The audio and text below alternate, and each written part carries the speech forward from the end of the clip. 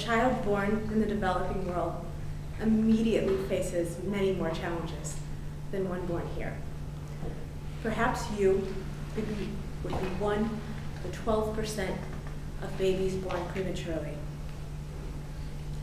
Perhaps your mother lacked access to prenatal care. After all, clinics in your region are sparse. Maybe you're suffering from respiratory failure, the leading cause of infant death. But you should know, your first week of life is critical. After all, 3/4 of newborn deaths occur in the first 7 days. But what would you do if you were born here at Redemption, the largest maternal hospital in Liberia? What would you do if you couldn't breathe? All you need is a simple machine, but Redemption doesn't have any. So while millions, even billions of dollars are poured into the research and development of health devices to prevent tragedies exactly like this one, the translation of these devices to the hands of physicians, nurses, and the patients that need it most is non-existent. Health innovations, ranging from point-of-care diagnostics to laboratory equipment, exist. But rather than existing in the hospitals and clinics of developing countries in which they were developed for in the very first place, they instead sit on the shelves of research laboratories, unable to meet their full potential because there is no clear route on how to commercialize these technologies to get it to the people who need it most. In order to address this dire problem and bridge the gap between technical innovation and sustainable implementation, we are the West African Health Alliance, a social venture with the mission of commercializing low-cost, high-impact health technology in order to decrease this preventable and needless death of children, mothers, and all people in low-resource countries. In 2000, the United Nations established the Millennium Development Goals, a set of standards that aims to drastically improve the quality of life in the least developed countries. 2 of these goals, specifically Goal 4 and 5, aim to decrease childhood mortality and improve maternal health. Our business seeks to focus on these 2 goals. The West Africa Health Alliance, or WAHA, concentrates on 4 principal activities. First, we will seek low-cost medical technology from research institutions such as Rice, technology that was specifically developed for low-resource settings. And through licensing arrangements, we will bring this technology to West Africa. Second, we will form strong relationships with African governments, with health ministries, with international NGOs, with medical equipment distributors, and with medical personnel in order to form cohesive distribution networks throughout West Africa. Third, we will offer repair services, consumables sales, and also provide training for our products in each country in which we operate.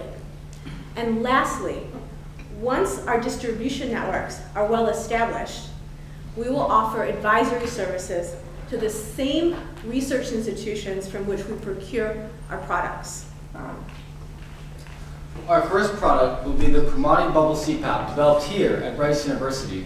This remarkable technology can prevent respiratory failure in premature infants by delivering a stream of pressurized air, decreasing the probability that the baby's lungs will collapse.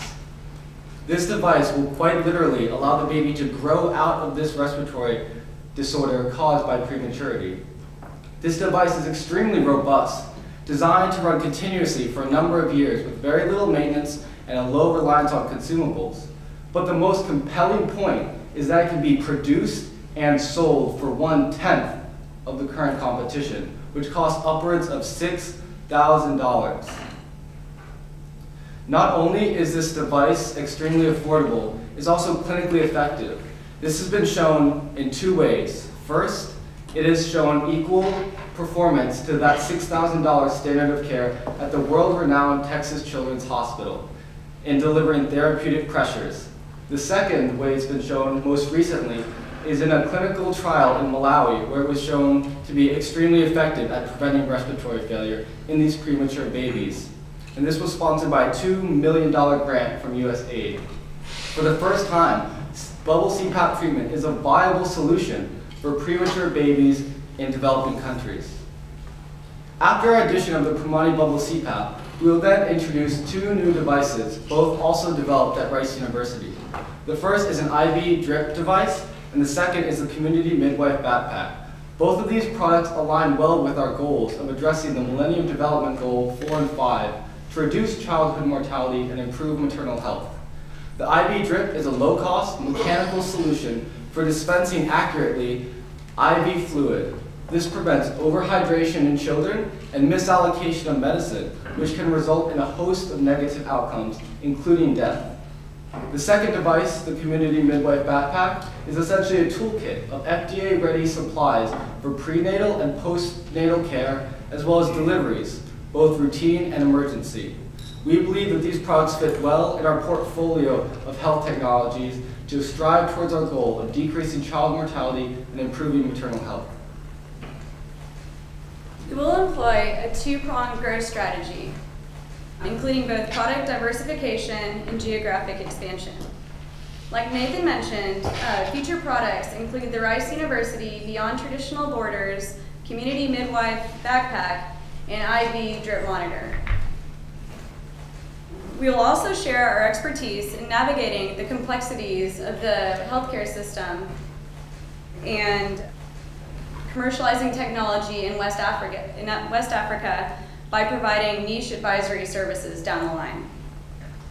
During the first, or pilot phase of operation, we will introduce the bubble CPAP system into Liberia.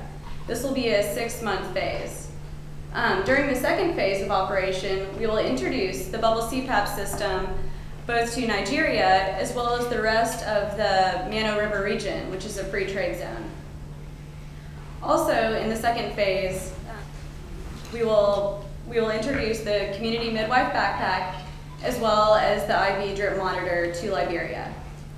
By the third phase of operation, we will have introduced this whole suite of products to the entire Mano River region as well as select West African countries. These methods of adding scale to our operation are not only crucial for the sustainability of the business, but also allow us to leverage our core competencies and get these products and healthcare technologies to the markets that need them most. The basis of operations will evolve logically with our strategic growth plan. Our company headquarters and sole office will move from Houston to Monrovia, the capital city of Liberia, during the second phase, and later to Lagos, the capital of our largest expected market, Nigeria. In addition, we will continue to produce all these medical devices in the United States. This gives us not only a reputation for high-quality products, but also helps accelerate the regulatory approval process. As we begin to scale, we'll seek competitive bids, but only within the United States.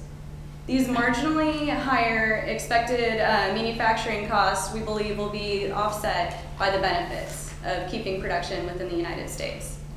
And finally, and perhaps most importantly, we'll have local employees will be charged in each West African nation with customer service, developing business, and facilitating distribution within their respective markets.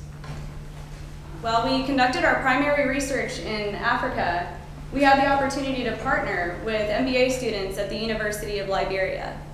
Not only were they instrumental with the research phase of the project, they're also very excited to stay a continued part of our business venture, and these gentlemen are excellent candidates for our feet on the ground, so to speak, in the Liberia part of the operation.